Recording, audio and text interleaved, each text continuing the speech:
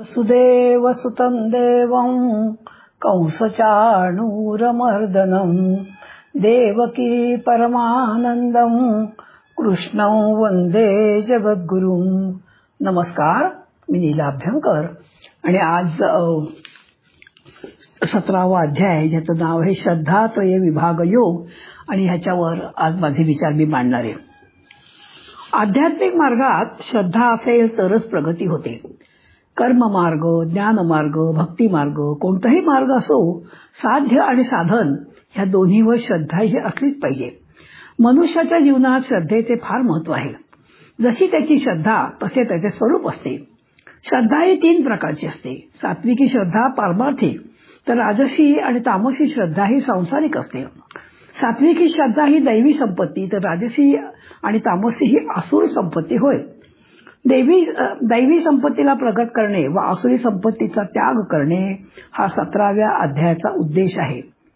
परमात्मा आहे व त्याला प्राप्त करून घ्यायचे आहे असा विश्वास होणे याला म्हणतात श्रद्धा. योग्य श्रद्धा जेथे असते तेथे प्रेम आपोआप येते. कारण ज्या परमात्म्यात श्रद्धा असते त्याच परमात्म्याचा अंश हा जीवात्मा आहे आणि म्हणून हा जीवात्मा परमात्म्याकडे ओढला जातो. सांसारिक माणसाची श्रद्धा ही पैशावर असते, कारण पैशामुळे सर्व काही मिळतं असं त्याला वाटतं. परमात्म्यापासून तो विमुख होऊन तो संसारावरती प्रेम आणि आसक्ती करतो. ही झाली सांसारिक श्रद्धा. यापेक्षा श्रेष्ठ म्हणजे धार्मिक श्रद्धा, की मी अमुक वर्णाचा आहे, मी या आश्रमाचा आहे वगैरे वगैरे. परंतु सर्वात श्रेष्ठ श्रद्धा ही पारमार्थिक आहे. सांसारिक श्रद्धेत भोगाची, तर धार्मिक श्रद्धेत भावाची, तर पारमार्थिक श्रद्धेत तत्वाची प्रधानता असते. इथे मला एक गोष्ट आठवते. एका गावात एक लहान मुलगी होती आणि तिचं हृदय 15 ते 18% फक्त चालत होतं. सगळ्या डॉक्टरांना दाखवून झालं. आज ते एका डॉक्टरकडे, जे प्रख्यात डॉक्टर आहेत आपल्या भारतातले, त्या डॉक्टरांकडे आई वडील त्या मुलीला घेऊन आले. वडिलांनी ह्यावेळी तपासलं डॉक्टरांनी. ते म्हणाले ऑपरेशन करण्यात काही अर्थ नाही, कारण ऑपरेशन करता करता हिचं हृदय बंद पडू शकतं. पण आई वडील खूप मागे लागले की करा ना एखादा प्रयत्न, जगली तर किती चांगलं होईल. आणि म्हणून प्रयत्न करायचा ठरला. दुसऱ्या दिवशी ऑपरेशन ठरलं. ऑपरेशनच्या पूर्वी डॉक्टर तिला भेटायला गेले. तेव्हा ती म्हणली, डॉक्टर तुम्ही ऑपरेशन जेव्हा कराल तेव्हा एक लक्षात ठेवा की ज्या हृदयामध्ये माझा कृष्ण बसलाय आणि तो मला बरं करणार आहे, कारण माझ्या आईने मला सांगून ठेवलंय. त्यांना थोडंसं हसू आलं डॉक्टरांना. ऑपरेशनला सुरुवात झाली आणि थोडंसं ऑपरेशनला सुरुवात होऊन म्हणजे पहिल्या काही गोष्टी करेपर्यंत तिचं हार्ट बंद पडलं. डॉक्टरांना वाटलं असं हे होणारच आहे, म्हणून डॉक्टरने आपलं एप्रॉन काढला. डॉक्टर जायला निघाले आणि दारापर्यंत गेले तर असिस्टंट डॉक्टर ओरडले, डॉक्टर लवकर या, हार्ट परत सुरू झालंय. आणि मग मात्र 3-4 तास ऑपरेशन झालं. अगदी सक्सेसफुल ऑपरेशन झालं. दुसऱ्या दिवशी ते डॉक्टर भेटायला गेले त्या लहान मुलीला विचारलं. ते म्हणाले की आता तू म्हातारी होशील, इतकं तुझं हार्ट पक्क झालंय. तेव्हा ती मुलगी विचारते की डॉक्टर तुम्हाला माझ्या हृदयात कृष्ण दिसला का? तेव्हा डॉक्टर मला आतापर्यंत मी इतकी ऑपरेशन केली, कधीही मला दिसला नाही, पण आज तो कसा बघायचा हे मात्र मी तुझ्याकडून शिकलो. म्हणजे डॉक्टरांची श्रद्धा होती आपल्या कर्तृत्वावर, डॉक्टरांची श्रद्धा होती आपल्या मनगटावर, पण हिची श्रद्धा होती की माझ्या हृदयात कृष्ण बसलाय आणि कृष्ण मला बरं करणार. आणि अशा प्रकारे श्रद्धा कशी भगवंतावर ठेवावी हे त्या डॉक्टरकडून आणि त्या मुलीकडनं आणखी डॉक्टर शिकले. हा जो 17वा जो आहे, 17वा जो अध्याय आहे, त्या 17व्या अध्यायामध्ये त्रिगुणांचा अधिक तपशील ह्या अध्यायात सांगितलंय. 14व्या अध्याय आपण पाहिलाच आहे, पण अनुकूल राहण्यासाठी, साधनेला अनुकूल राहण्यासाठी आहार विहार आदी सात्विक कसे असावे हा सगळा भाग या 17व्या अध्यायात सांगितलाय.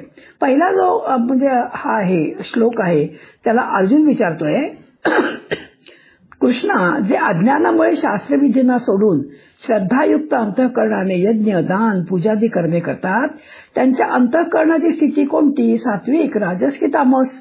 न जाणता कोटीवरी साधने केली परोपरी, तरी तो मोक्षाचा अधिकारी होणार नाही असं दासबोधात म्हटलंय. आणि ह्या प्रश्नाला उत्तर म्हणून पुढे 22 श्लोकापर्यंत ह्या प्रश्नाला उत्तर दिलेलं आहे. दुसऱ्या श्लोकापासून ते 6व्या श्लोकापर्यंत आणि आता भगवंत सांगतायत की माणसाच्या बुद्धीवर सत्व, रज आणि तम या तीनही गुणांचे जन्मतःच कमी जास्त प्रमाणात संस्कार असतात. या संस्कारानुसार त्याचा पिंड तयार होतो. साधकाने आपला हा पिंड ओळखून त्यामध्ये साधनेला अनुकूल असा बदल जाणीवपूर्वक करण्याची आवश्यकता आहे. हा बदल शास्त्र संस्काराने करता येतो.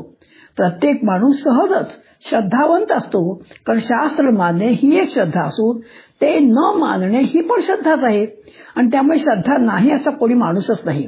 आशा आकांक्षा हा प्रत्येक जीवाचा स्थायी भाव असल्यामुळे त्याच्या पूर्ततेच्या दृष्टीने श्रद्धा तयार होते. सत्वप्रधान पिंड असल्यास देवाची किंवा पर्यायाने ज्ञानाची उपासना करण्याकडे प्रवृत्ती असते. देव या शब्दातील दीव धातूचा मध्ये प्रकाश असा अर्थ असून प्रकाश या शब्दाचा ज्ञान प्रकाश असा अर्थ होतो. रजोगुण प्रधान जो असतो पिंड त्याला वैभवाची अपेक्षा करणार असल्याने तो यक्ष, राक्षस इत्यादिकांना प्रसन्न करण्यासाठी उपासना करतो. पण जो तमोगुणी असतो तो स्वभावाने घातक आणि विकृत असल्याने भूत पिशाचांची उपासना करतो. या तिन्हीतील सात्विक पिंडाची आणि पारमार्थिक प्रगती सहजच लवकर होते.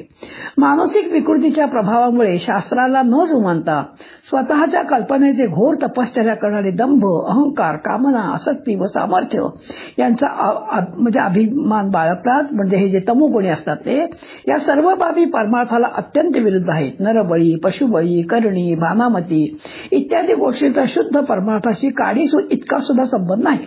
या दृष्टीने सर्व प्रकारच्या सिद्धी सामर्थ्ययुक्त असल्यामुळे त्या प्राप्त झाल्यास त्यांचा अभिमान निर्माण होऊन साधकाचा त्या घातच करतात. त्यांना काहीही पुढे प्रगती होत नाही. जे तपाच्या नावाने शरीराला कृश करतात व त्याचे हाल करतात तेही शरीरातील परमात्मा तेच जणू काही हाल करत असतात. शरीरावर प्रेम करून शरीराचे कौतुक करणे किंवा त्याचे हाल करणे या दोन्हीही गोष्टी साधनेशी संबंध नाहीत. 6व्या अध्यायात शेवटी युक्त आहार आणि युक्त विहार या संबंधी सांगितले आहे ते आपण मागे पाहिलंच आहे. आता 7 ते 13 श्लोकामध्ये काय सांगितलंय आता हे आपण पाहूया. आहाराप्रमाणेच यज्ञ, तप, दान ही सुद्धा गुणानुसार 3 प्रकारचे आहेत. आता आपण ते कसे थोडक्यात जरा हे तिन्ही गुण कसे कसे काम करतात आपण थोडक्यात पाहूया. जी सात्विक माणसं असतात ती साधी सोजवळ कपडे, पांढरा, निळा, पिवळा रंग, सौम्य रंग प्रसादाने अगदी माफक वापरतील. तर तामसिक माणूस जो असतो ते भडक कपडे, तट्ट्यापट्ट्याचे कपडे, भडकपणा, वाढविणारी प्रसाधने वगैरे वापरतात. राजसिक जो माणूस असतो तो रंगीबेरंगी कपडे, रोज नवे नवे कपडे, अत्तर, सेंट त्यांना खूप आवड असते. सात्विक माणसाला मठ, मंदिर, आश्रम, तीर्थक्षेत्र खूप आवडतात. तर तामसिक माणसाला तुरुंग, स्मशान, सुदुष्ट माणसे, गूढ जागा ह्या खूप आवडतात. तर चित्रपटगृह, बागा, थंड हवेची ठिकाणं इकडे जायला राजसिक माणसाला खूप आवडतं. सात्विक माणसाला संतांचा उपदेश, ज्ञानेश्वरी, दासबोध, गीता इत्यादी वाचण्याची आवड असते. तर राजसिक माणसाला दिवाळी अंक, मासिक, चित्रपटांच्या कथा, कादंबऱ्या, ललित साहित्याची खूप आवड असते. तर तामसिक माणूस हा रहस्य कथा, दक्षता इत्यादी मासिकांची नंतर ज्यात ह्या अशा कथा असतात ती मासिकं त्याला खूप आवडतात. प्रपंचात रस, नातेवाईकांवरती खूप प्रेम, स्वार्थी प्रेम असतं ते राजसिक माणूस. तर दुसऱ्याचा विनाश करायचा कसा, दुसऱ्याला ठपका ठेवायची कशी वृत्ती असते हा तामसिक माणूस. तर भगवंत करता असून आपण निमित्त मात्र आहोत हा सतत भाव सात्विक माणसाचा असतो. सात्विक माणसाला फळं, सात्विक सोज्वळ आहार, दूध, फळं, फळभाज्या, ताक, दही, तूप ह्याची आवड. तर राजसिक माणसाला लोणची, फरसाण, चमचमीत मसालेदार पदार्थांची खूप आवड असते. तामसिक माणसाला मात्र मांसाहारी पदार्थ, अति तिखट, अति आंबट, अति गोड, उत्तेजक पदार्थ खूप आवडतात. साधू संत, सात्विक कार्यक्रम हेच आदर्श सात्विक लोक वापरतात. तो गुंड, गुन्हेगार, खुनी, भ्रष्टाचारी माणसे आदर्श तीच चर्चा तामसिकांना आवडते. तर नटनट्या, खेळाडू, पुढारी यांच्याविषयी चर्चा हेच आदर्श आणि राजसिक माणसं वापरतात. अशा प्रकारे थोडक्यामध्ये जरा आपण ह्याचे विश्लेषण केलं आणि त्याप्रकारे म्हणजे भोजनात सर्व रस योग्य प्रमाणात असावेत, पोट जड न होणे, अन्न साधं घशाशी येणं इत्यादी होऊ नये याची साधकाने काळजी घ्यायला पाहिजे. साधकाचं अन्न साधं पाहिजे. भोजनाची जागा स्वच्छ आणि प्रसन्न असावी. समोर दूरदर्शन, संच, कादंबरी इत्यादी चित्त अस्वस्थ करणाऱ्या गोष्टी नसाव्यात. जेवताना वादविवाद नसावेत, प्रसन्न वातावरणात एकाग्र चित्ताने जेवण घ्यावं, याला सात्विक आहार म्हणतात. तसा आहार आपल्या बघा म्हणजे पोटामध्ये हा जो आहार आहे तसं डोळे, कान, नाक, स्पर्श हा सुद्धा आहार, याचा सुद्धा आहार आपण पाहिला पाहिजे. डोळ्याने किती पाहायचं, डोळ्याने टीव्ही किती पाहायचा, डोळ्याने मोबाईल किती पाहायचा, डोळ्याने जगाकडे तरी किती पाहायचं, हे संयमित असावं. कानाने किती ऐकायचं, दुसऱ्यांच्या गोष्टी, नको नकोच्या गोष्टी, नंतर मग सारख्या सिनेमाच्या गोष्टी या किती ऐकायच्या, जिभेने नको नकोच्या गोष्टी किती खायच्या. म्हणून सात्विक अन्न, म्हणून आहार विहार हाही अत्यंत महत्वाचा आहे. कुठे जातो आपण, कोणाशी बोलतो आपण, काय करतो, ह्याला सुद्धा खूप महत्व आहे. येथे सांगितलेले यज्ञ सध्या प्रचलित नाहीत. त्यांची जागा सत्यनारायण, अनंताचे व्रत, कुळधर्म, कुळाचार इत्यादीने घेतलेली आहे. तेही फारसे केले जात नाहीतच. ही सर्व व्रते उपासनेच्या भूमिकेतून फळाची इच्छा न करता करावी, तरच ती सात्विक होतात, हे लक्षात ठेवावं. 10व्या श्लोकाच्या म्हणजे अर्थ सांगितला असा आहे की भोजनापूर्वी हातपाय तोंड धुवून बसावं, नंतर वदनी कवळ घेता तत्सम श्लोक म्हणावे किंवा 9व्या अध्यायातला पत्रम पुष्पम फलम तोयम अशा प्रकारचा श्लोक म्हणावा. भगवंताला नैवेद्य दाखवावा. नंतर ब्रह्मार्पणम, ब्रह्मवीर, ब्रह्माग्न, ब्रह्मणाहुतम, ब्रह्मैव तेन दंतव्यम, ब्रह्मकर्म समाधिना हा श्लोक पहिला घास घेताना म्हणावा. भगवंताचे नाव घेत घेत भोजन करताना जर आपण म्हटलं तर भोजन करताना प्रसन्नता होते, प्रसन्न होतो. मनात काम, क्रोध, लोभ, मोह इत्यादी वृत्ती येऊ देऊ नयेत, कारण त्या वृत्तींचा परिणाम भोजनावर होतो व त्याप्रमाणे आपलं मन बनतं. भोजन करणारा आणि भोजन बनवणारा यांच्या भावाचाही भोजनावर खूप परिणाम होतो. जो प्रसन्नतेने भोजन बनवतो व प्रेमाने वाढतो ते जे भोजन असतं ते उत्तम दर्जाचं असतं. बघा आपण जे जेवण जेवतो त्याचे आपण 4 भाग करू शकतो. जो वरचा भाग होतो त्याने आपली कातडी आणि आतला भाग तयार होतो. भोजनाचा जो मधला भाग असतो त्या मधल्या भागातून आणि रक्त, मांस, हाडं ही तयार होतात. जो अगदी आतला जो भाग असतो त्याने मन तयार होतो. त्यामुळे जेवण बनवणाऱ्याचं जसं मन असेल तसं खाणाऱ्याचंही मन बनतं. एक गोष्ट ते सांगते, एक संत होते आणि ते एकदा एकाच्या घरी जेवायला गेले. आपल्या घरी संत जेवायला आले म्हणून चांदीचं ताट, वाटी सगळं उत्तम जेवण जेवले. घरी आले आणि सहज झोळीत हात घातला तर त्यांच्या लक्षात आलं की आपण चांदीचा ग्लास त्यांच्याकडचा आणि आपल्या झोळीत आणलाय. त्यांना आश्चर्य वाटलं, मी असा कसा वागलो. आणि म्हणून ते परत त्या घरी गेले आणि विचारलं स्वयंपाक कोणी केलाय. त्या स्वयंपाकाला बोलवा. स्वयंपाकाला विचारलं, तू पहिल्यापासून स्वयंपाकच करतोस का रे. तर तो मला नाही, मी चोर होतो आणि अगदी भुरट्या चोऱ्या करायचो आणि म्हणून मला तुरुंगात टाकलं. पण माझं वागणं चांगलं बघून माझी शिक्षा कमी झाली. त्यांच्या लक्षात आलं की हा मूळ चोर असल्यामुळे आणि ते जेवण माझ्या पोटात गेल्यामुळे मी तो चांदीचा ग्लास चोरला. आणि म्हणून अन्न खातो ते शांतपणे भगवंताचे स्मरण करत करत खाल्ले पाहिजे. पूर्वीच्या काळी आठवा, आपण जेव्हा पंक्ती बसायच्या तेव्हा मध्ये मध्ये आपण श्लोक म्हणायचो आणि प्रसन्न वातावरणामध्ये आपण भोजन करायचो. म्हणून कुठल्याही रस्त्यावर उघडं जे असतील ते भोजन करू नये. जरी तो तोंडला चांगलं वाटलं तरी सात्विकता नसते.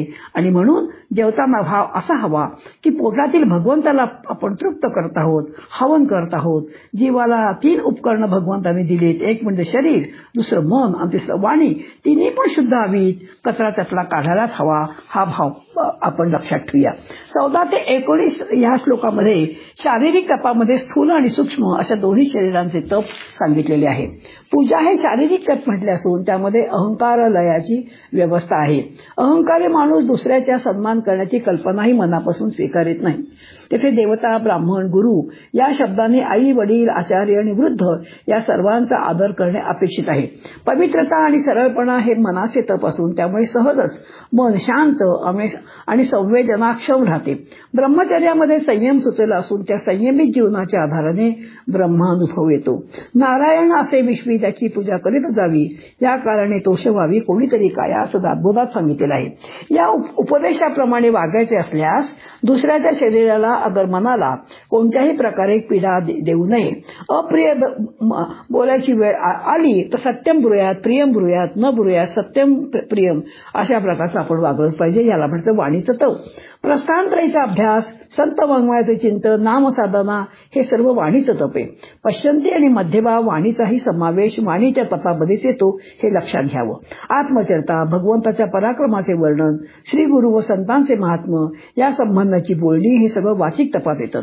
म्हणून अनंत वाचाळ बरळती बरळ त्या कैचा गोपाळ पावे हरी हे ज्ञानदेवाने हरिपाठात म्हटलं आहे, ते आपण लक्षात घ्यावं. मन करारे प्रसन्न सर्व सिद्धींचे कारण या तुकाराम महाराजांच्या वचनाप्रमाणे जाणीवपूर्वक मनाची प्रसन्नता सांभाळणे हे मुख्य म्हणजे मानसिक तप आहे. राजस तपामध्ये मान सन्मान सत्कार दंभ इत्यादी कारणांनी वरील सर्व प्रकारचे तप केलेले असते. ते अत्यंत उथळ असल्याने खरं तर त्याला तपाचा दर्जा येतच नाही. ते तप सुद्धा लोकांना दाखवण्याकरता करतात. ते प्रत्येक गोष्ट जे परमार्थामध्ये करतात ते सर्व दाखवण्याकरता करतात. रावण, सुंद, उपसुंद इत्यादी राक्षसांनी केलेले तप हे तामस तप आहे.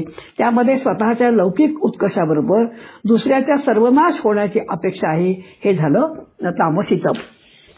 नंतर 20, 21 आणि 22 या श्लोकामध्ये यज्ञ, दान आणि तप ही साधने सर्वांसाठी सामान्य म्हणून सांगितलेली आहेत. या सर्व गोष्टी केल्याच पाहिजेत म्हणून करायच्या असतात. दान हे सत्पाचे द्यावयाचे असून पवित्र ठिकाण आणि काळ या दोन्हींचीही त्याला गरज असते. संत, सज्जन, ज्ञान देणारे अशा व्यक्ती पात्र असून तीर्थक्षेत्रासारखे ठिकाण आणि पर्वणीचा काळ असावा. तेथे दानाचा उपयोग जास्त होतो आणि म्हणून जिथे कुंभ मेळा असतो तिथे जाऊन लोक दान मुद्दाम करतात, कारण तो सत्पाचे दान असतो.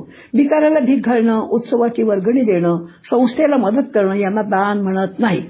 यामागे सामाजिक जबाबदारीचा भाग आहे.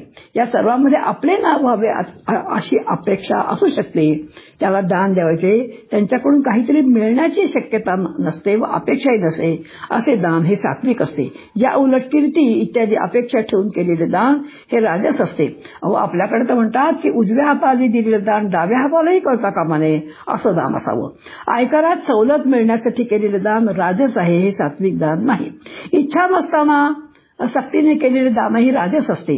अवहेलना करून केलेले दान व अयोग्य माणसाला केलेले दान हे तामस असते. यानंतर 23 ते 28 या श्लोकामध्ये ओम तत्सतचा अर्थ आणि भगवंत समजावून सांगतायत. यज्ञ, दान आणि तप ही सर्वत्र पवित्र व्हावीत व त्याचे संभाव्य दोष नाहीसे व्हावेत यासाठी ओम तत्सत या पद्धतीने स्मरण करण्याची रीत आहे. मनुष्य स्खलनशील असल्यामुळे त्याचेकडून कळत नकळत दोष होणे शक्य आहे. ब्रह्मवस्तूचा ओम तत्सत या 3 प्रकारे निर्देश केला जातो, म्हणजे ती ओळखली जाते. ओंकार हे ब्रह्माचे प्रतीक असून कठोपनिषदाला ओम लाच ब्रह्माचे आलंबन म्हटले आहे. सृष्टीच्या आरंभी ब्रह्मदेवाने ओम तत्सत अशी ब्रह्माची 3 नावे स्मरून वेद, ब्राह्मण आणि यज्ञ वगैरे कर्मे निर्माण केली आणि म्हणून असा ओम असा परमात्माच्या नावाचा उच्चार करून वेदाने सांगितलेल्या यज्ञ, दान, तप इत्यादी कर्माचा आरंभ करतात. मोक्षाची इच्छा असणारा मनुष्य कोणत्याही लौकिक पुरुषाची फलाची इच्छा न करता सत या नामाचा उच्चार करून प्रत्येक प्रकारच्या यज्ञ, दान, तपरूप क्रिया करतो. त्रिकालाबाधित अस्तित्व तसेच निर्दोष साधुता या अर्थी सत ह्या शब्द योजला जातो आणि चांगले आणि ब्रह्मोग झालेले कर्म या अर्थानेही तो वापरला जातो. तत्वमसी ह्या छांदोग्य उपनिषदातील महावाक्यामध्ये तत् ह्या शब्दाचा ब्रह्म असा अर्थ होतो. म्हणून तत् ह्या शब्दाने ब्रह्म वस्तूचे स्मरण होते. या छांदोग्य श्रुतीत सत ह्या शब्दाचा निरपेक्ष सत्य असा अर्थ होतो. ब्रह्म हेच निरपेक्ष सत्य असून त्यामुळेही ब्रह्म वस्तूचे स्मरण होते. ओंकाराच्या चिंतनाने ब्रह्मदेवाला सृष्टी निर्माण करण्याचे सामर्थ्य प्राप्त झाले. ओंकारातील अ पासून स्थूल सृष्टी, उ पासून सूक्ष्म आणि म पासून कारण सृष्टी उत्पन्न होते असा त्याला बोध झाला. ओंकाराच्या ज्ञानाने त्याने अधिदैविक, अधिभौतिक आणि आध्यात्मिक सृष्टीची निर्मिती केली. माणसांना आवश्यक असलेल्या कर्म, उपासना आणि ज्ञान या तिन्हींची व्यवस्था लावून देऊन ती टिकण्यासाठी त्यांनी ब्राह्मण निर्माण केले. ते सदाचार संपन्न राहावेत म्हणून त्याने वेद निर्माण करून वेदातून अनेक प्रकारचे यज्ञ सांगितले आणि म्हणून वेद मंत्रांचा उच्चार करताना किंवा यज्ञ, दान आणि तप इत्यादी साधने शास्त्रानुरूप करत असताना ओम तत्सत या नावाचा उच्चार करूनच सुरुवात करतात. या सृष्टीमध्ये जे जे काही आहे ते सगळं परमात्म्याचं आहे ही भावना निर्माण होऊन ती जपण्यासाठी तत् या नावाचा प्रयोग केला जातो. जे त्याचे आहे त्याची आकांक्षा न करता यज्ञ, दानादी क्रिया केल्या जात असता त्या मोक्षाच्या सहकारी साधना ठरतात. सत या नावाने आत्म्याच्या सत ह्या लक्षणाचे भाग राहून सर्व अनात्म वस्तू मिथ्या असल्याची जाणीव होते. शिवाय सत शब्दाचे श्रेष्ठ आणि उत्तम असेही अर्थ असल्याने ती केली जाणारी कर्मेही तशीच असावीत असा संकेत आहे. ओम तत्सत इत्यादी इति स्तोत्राचे जे सार कृपेचा सागर पांडुरंग म्हणजे भक्ती मार्गामध्ये तुकाराम म्हणजे देशमुख महाराज म्हणतायत ओम तत्सतच्या ऐवजी तुम्ही पांडुरंगाचं किंवा भगवंताचं नाम घेऊ शकता. कर्म करत असताना ओम तत्सतचा उच्चार करणे याला ओम तत्सत या मंत्राचा विनियोग आहे असे म्हणतात. जिथे काही थोडंसं कमी असेल तिथे आपण ओम तत्सत म्हणून आणि ते जे कर्म आहे आपण ते कर्म पूर्ण करू शकतो. एवढे सांगितल्यावर भगवंत शेवटी सांगतात की येथे श्रद्धेचे स्थान देखील मोठे राहते. कारण हा तात्विक आणि प्रतिगम्य बोध जर सूक्ष्म बुद्धी असेल तरच कळणार. ह्या अध्यायाच्या शेवटी म्हणजे शेवटच्या श्लोकामध्ये सांगितलंय की श्रद्धेपासून केलेला यज्ञ दान तप किंवा कोणतेही कर्म हे सर्व असंच समजले जाते. ते इहलोके आणि परलोकेही फलदायक होत नाही. म्हणून श्रद्धा अत्यंत महत्वाची आहे. श्रद्धेने युक्त असून देखील शास्त्रातील विधी सोडून जे यजन करतात त्यांची निष्ठा कोणती हा पहिला प्रश्न अर्जुनाने पहिल्या श्लोकात जो विचारला आहे त्याच्या सुरुवातीला त्याच्या उत्तरा देताना सांगतायत की उपासना ही शास्त्रशुद्ध म्हणजे शास्त्रांनी दाखविलेली व तत्वज्ञानयुक्त ही असली पाहिजे आणि ती जर तशी नसेल तर केलेली उपासना निष्फळ ठरून इहलोक आणि परलोक दोन्हीही फलदायक होत नाही असे सांगून भगवंतांनी या अध्यायाचा समारोप केलेला आहे. इथे मला एक गोष्ट आठवते आणि ती गोष्ट थोडक्यात बघूया. जगन्नाथपुरीला एक ब्राह्मण राहत होते आणि ते आयाचीच वृत्तीने राहायचे. म्हणजे काहीही कोणाकडे न मागता आणि ते आपले जीवन कंठत होते. रोज गीता ते वाचायचे. आज 2-3 दिवस झाले त्यांच्या संबंध घरातल्या लोकांमध्ये पोटामध्ये अन्नाचा कण पण नव्हता. तरी पण ते गीता वाचताना जो श्लोक आला अनन्याश्चिंतयन् हा श्लोक वाचताना योगक्षेमं वहाम्यहं हा जेव्हा ओळ आली त्याने लाल शाईने ती ओळ जी आहे ती खोडून टाकली. यांना खूप राग आला. कसला योगक्षेम बघतोय, मला 3 दिवस झाले जेवण मिळालं नाहीये. आणि असा विचार करून ते मंदिरात गेले. मंदिराचं दर्शन घेतलं आणि बिचारे थकले भागलेले घरी परत आले. घरी परत येऊन बघतात तो काय तर घरामध्ये घरभर सामान भरलेलं आहे. बायको बाहेर आली, अगं हे सामान कोणी दिलं?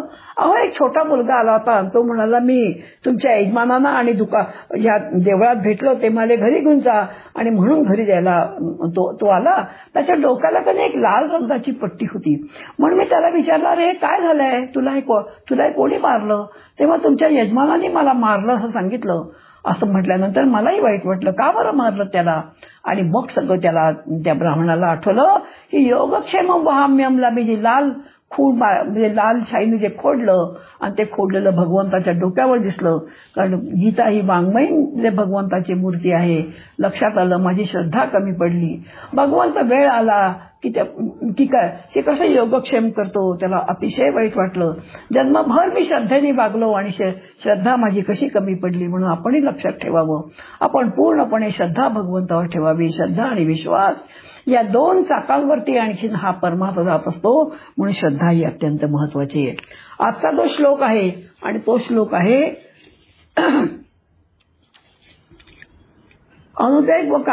अनुद्वेगकरं वाक्यं सत्यं प्रियहितं च यत् स्वाध्यायाभ्यसनं चैव वाङ्मयं तप उच्यते.